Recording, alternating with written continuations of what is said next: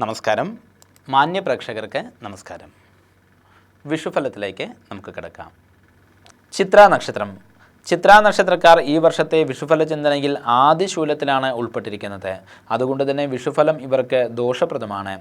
കന്നിരാശിക്കാരെ അപേക്ഷിച്ച് തുലാം രാശിയിൽ ജനിച്ച ചിത്രാ നക്ഷത്രക്കാർക്ക് ദോഷഫലം താരതമ്യേന കുറവായിരിക്കും.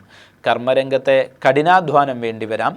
വിദേശ ജോലിക്ക് പരിശ്രമിക്കുന്നതായിരിക്കുന്ന വ്യക്തികൾക്ക് ഗുണകരമാണ്.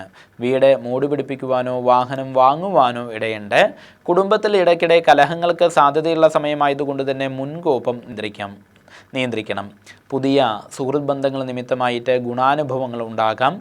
സാമ്പത്തികമായിരിക്കുന്ന കാര്യങ്ങളിൽ മുന്നേറ്റം ഉണ്ടാകാമെങ്കിൽ പോലും അപ്രതീക്ഷിത ചിലവുകളും വന്നു ചേർന്നേക്കാം. അത് നിമിത്തമായിട്ട് ധനക്ലേശങ്ങളും ഉണ്ടാകും.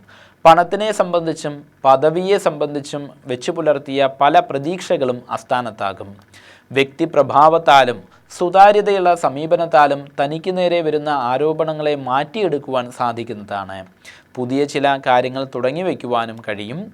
ദാമ്പത്യ ക്ലേശം, സന്താനാരിഷ്ടത എന്നീ ദോഷഫലങ്ങൾക്കും സാധ്യതയുണ്ട്.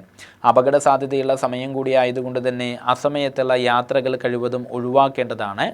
കോടതി കേസുകളിലും തർക്കങ്ങളിലും പരാജയ സാധ്യത നിഴലിക്കുന്നു എന്ന് കാണുന്നത് കൊണ്ട് തന്നെ കാര്യമായ ശ്രദ്ധ വേണ്ടതാകുന്നു. പൊതുവെ എല്ലാ കാര്യങ്ങളിലും ജാഗ്രതയോടുകൂടി മാത്രം ഇടപെടുവാൻ ശ്രദ്ധിക്കണം.